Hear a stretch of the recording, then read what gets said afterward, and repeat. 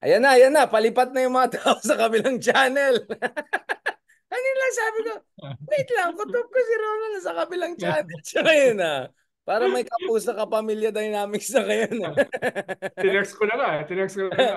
Hihintay na ako ni Richard. Oo, sabi ko, anong tinext, nag-text. Tama na yan, lipat ka. Meron tayong picture, di ba? Wait lang, meron kami picture, Ronald, na nanonood kami sa inyo ni Christian. Ginawa natin RRCM. Ang kulit talaga natin, bro. Ay, ipopost ko. Nanonood kami kayo dalawa sa inyo. Pero Ronald, Hindi na bilib ako ko-coordinate sa'yo. yung time slot eh. Nagkakasabay-sabay Oo. eh. Yung ang tawag dyan, yung, basta, ano tawag doon, yung bibili ka ng slot sa TV? Ano? Black time, black Black time. time. Oh, hindi maayos yung ano eh.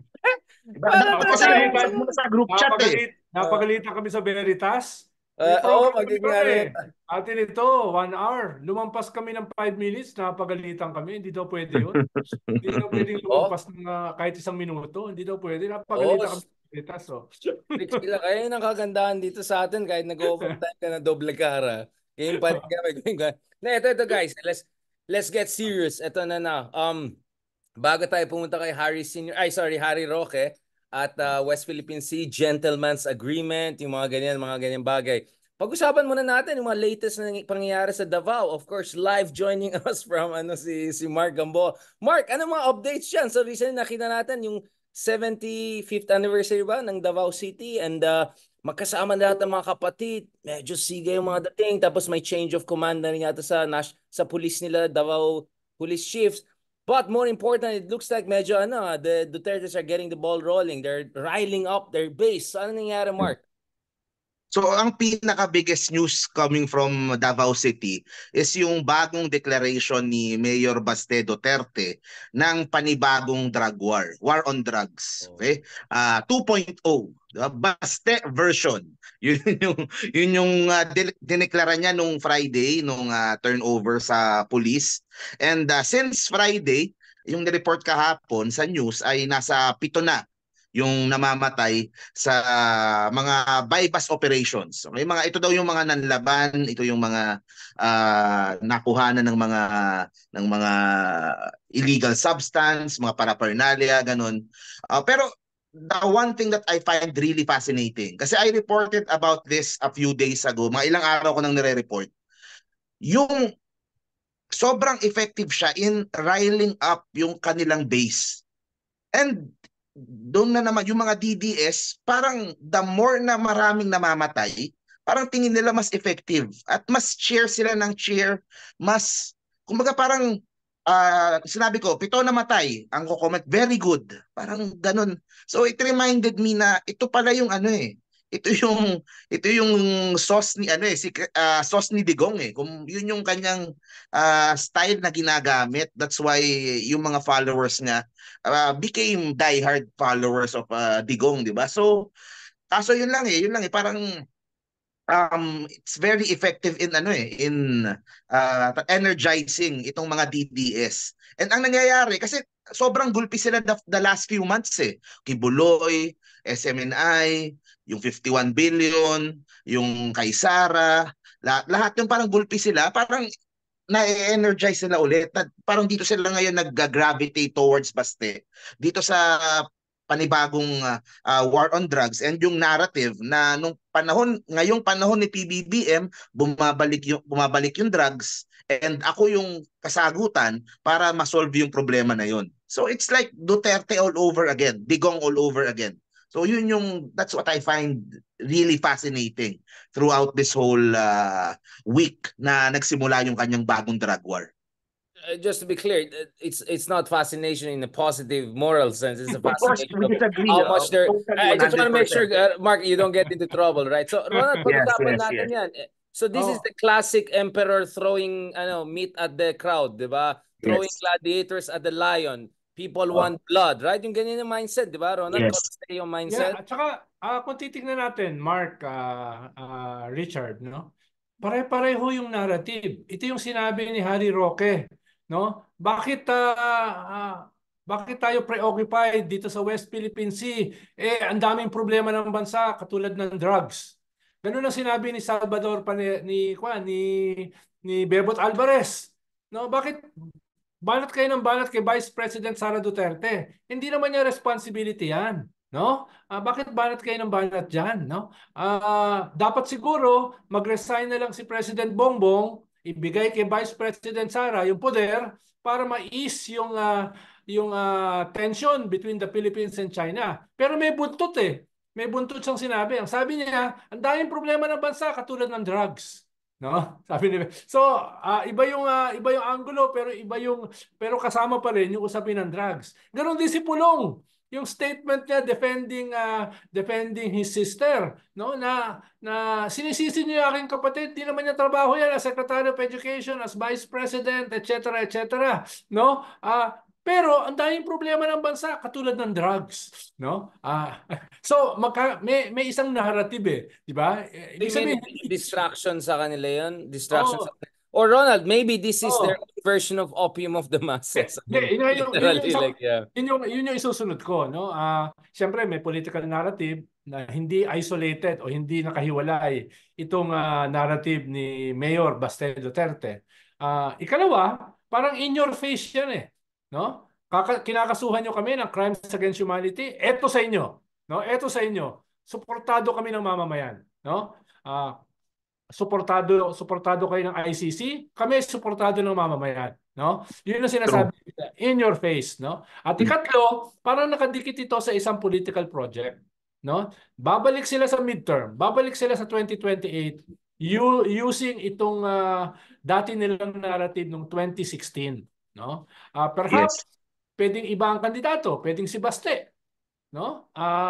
Digong 2.0, di ba? No? Handsomer Duterte, handsomer Digong, no? Pwedeng ganun yung nakadikit dito. Pwedeng tumakbo yan sa midterm, tapos in preparation sa 2028. Who knows? So pwedeng nakadikit ito sa isang political strategy. Pero ang sinasabi ko lang, Richard, medyo iba yung panahon no? Una, wala na sila sa poder. Wala sila sa poder. Ikalawa, hindi sila, mataas pa rin ang kanilang approval rating pero not as high as yung highest ni Digong which was 91-92 in 2021. No? Ngayon, mga 49-50 siya. So meron ding dramatic na pagbabago. Ikalawa, kung paniniwalaan natin yung survey, nagbabago yung pagtingin ng mga tao sa EJK, sa Crimes Against Humanity, sa ICC. Medyo humahampas ngayon ng 60% na sumusuporta sa ICC. So medyo nagbabago. Kaya kung uulitin nila yung ganyang klaseng strategy, dapat din maging circumspect sila. No? Na iba yung sitwasyon ngayon, iba yung panahon. May nagbabago. No?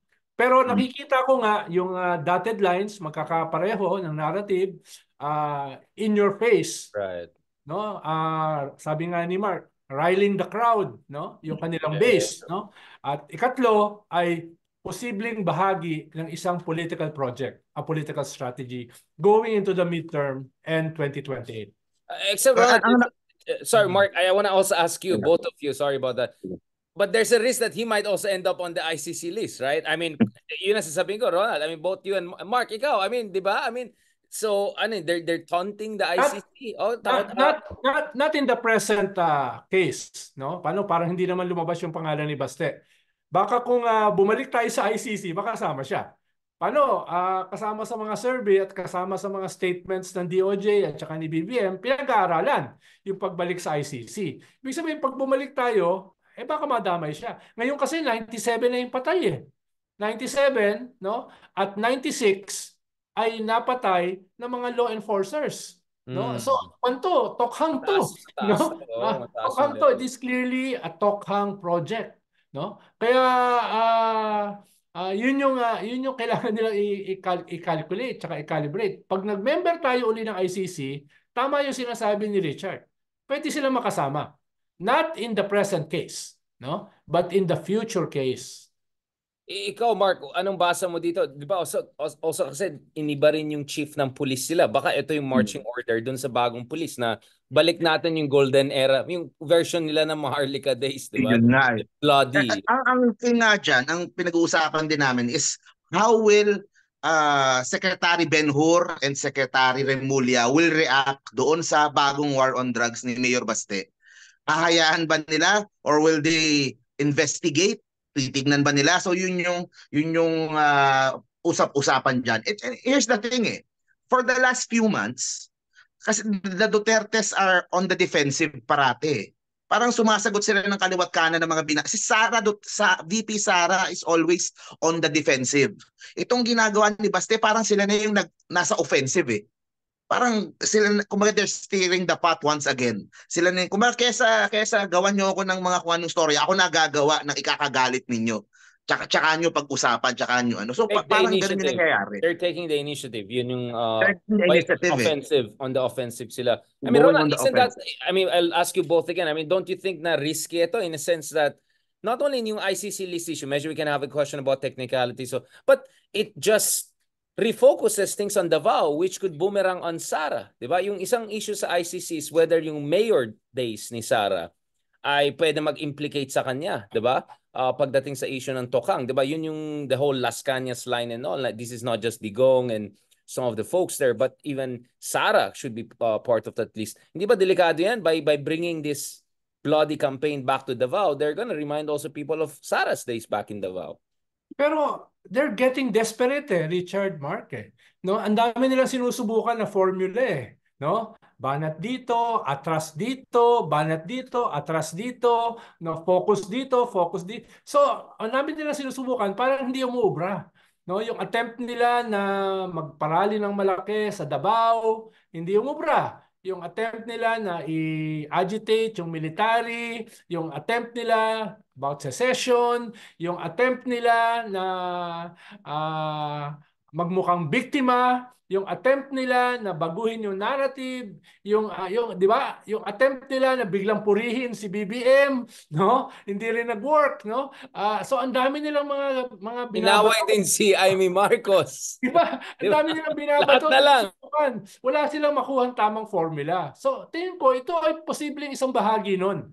No? Back to basic tayo. Balik tayo sa Tokhang. Balik tayo sa EJK, yung nagpanalo sa atin. Baka uubra pa ito. No? Kaya nga sinasabi ko kanina, iba yung sitwasyon ngayon. No? Iba yung balance of forces. Ngayon, medyo buko na yan No? Buko na yan Kaya, tingin ko, partly this is because of desperation rather than a well thought out strategy. No? Parang ang dami nilang binabato baka umubra ito. Baka umubra ito. Atras muna tayo, no? Baka tayo one step backward, two steps forward. No? Yan yung mga throw even the kitchen sink, lahat yung parang gano'n, di ba? Lahat na lang, sige lang, ito. Ayan, And then again, there could be, sabi nga lagi ni Richard, there could be method in the madness, no? At least with Digong. Baka dito may nakikita siya na posibleng mangyari, no? Hindi tayo kasing galing ni Digong Baka hindi natin maarok yung kanyang mga motibo, no? Mas yung meta siya sa atin, Yung kanyang method in the madness, no? Pero kung titignan mo yung prutas ng kanilang ginagawa, parang Mark, walang umuubra no, walang umuubra. Walang dumidikit sa pader No, walang dumidikit but Mark, sa pader. you were saying actually, Ronald, a point taken. I mean, I definitely share your skepticism, but maybe we're also not looking at how this, kasi yun ang point ni Mark, diba? I mean, Mark, and from what you see online, what you see from other vloggers, talking points, talking heads, influencers, thought leaders, hindi ba ito yung this is gonna be the glue that is gonna hold them together in these tough times and maybe even help them? Sabi ko nga doon sa vlog ko, itong ginagawa ni Baste might be the first good idea na meron tong mga Duterte camp in a while. Kasi yung Davao Rally, Cebu Rally, hindi this might be the first good idea in quite a while. And I could see dun sa mga comments, it's working Isang tabi na muna natin yung kay Kibuloy. Isang tabi na muna natin yung kay SMNI. Dito tayo mag-focus. Kill. War on drugs. And another aspect din siguro na I'm trying to see is yung epekto nito sa local Kasi di ba there are talks na magkakaroon ng matinding kalaban sa next year for the mayor of Davao. So is this Bastes way of showing na hindi ako na to, kaya ko na to kahit sinong itapat nila sa akin, 'di ba? And yung bang bagong war on drugs, will it give another parang fear? Kumbaga meron na namang atmosphere ng kaba sa buong Davao na I cannot speak against Mayor Baste, I cannot, 'di ba? So may I see. ganun. So Ronald, what Mark is correctly saying is that this is also about protecting your rear, right? Because as we discussed in previous vlogs, with 2025 coming, the one option for the administration is to back their opponents. So maybe this is their way of making sure, reminding everyone who's the big boss. Good point, Mark. Baka dun pa may value itong sinasabi ni Mark. Sa national kasi baka hindi masyado no? Baka negative pa in the balance sheet. Pero baka sa local, in the balance sheet baka mas positive. 'Di ba? Paano Davao yan no? Diyan sila nagsimula at diyan sila nakilala, no? Sa mga ganyang klaseng strategy, no? Pero ngayon medyo nagbabago yung sa national no? Medyo nagbabago. Kaya baka hindi siya ganun ka-effective sa national, pero baka mas effective sa local. Katulad nga ng sinasabi ni Mark. Pero titignan mo Richard, Mark, halimbawa, nung pinanood ko yung interview ni Harry Roque, nung sinabi niya itong gentleman's agreement, itong status quo, etc., etc. Grabe, tignan niyo yung comments. 500 comments. Almost 100%, 99.9% negative. Mura. No? At hindi ito mga trolls Ibig sabihin, dapat maramdaman na rin nila na hindi na umuubra yung dati nilang mga estilo. No? At least on the national level. No? Nagulat ako no? Nagulat ako na puro negative. At puro galit. No? Yung sobrang galit. No? Talagang taksil, traidor, etc. No? Kaya... worse. I hope, Ronald, pwede ko sabihin? Here. Pwede ko sabihin? I was expressly gonna say, please don't mention the other ones because this is a family-friendly show. So. Alam mo na. Mamaya pag-usapan natin sa gentleman's agreement, yung mga ibang bagay. Inunahan ako Ronald, bago tayo pumunta dyan, let's end on this episode because I think this is a perfect segue to also talk about Polong, the other brother who's also now coming out strong in defense of Sara. Because the other thing we are trying to figure out here is yung Sara's deafening silence. Nagpagawa nga ako ng survey kanina. Sinong mauna magbigay ng suporta sa West Philippine Sea? ASEAN, Sara, China. Mas mataas ba yung China? Tapos kanina, sabi ko, kailan siya maglabas ng support? Before the end of the year, 2028, never. So this is clearly becoming an issue. So ano ba nangyari? May loyalty test ba nangyari ngayon?